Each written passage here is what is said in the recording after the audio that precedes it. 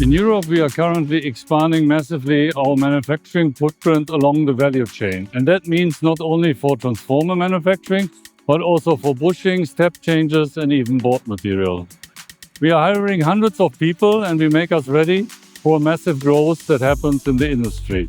Currently, we see there are a lot of grid expansion projects already ongoing, and more are in the pipeline to come. It's all about sustainability, affordability, and security of supply. And here is where Hitachi Energy plays an important role for our customers and partners. How do you manage such a massive growth in the industry? You need manufacturing capacity, people, and you need partnerships with suppliers and customers along the value chain. All this is under construction and under preparation in our business today, and we are ready to support our customers today and in the future.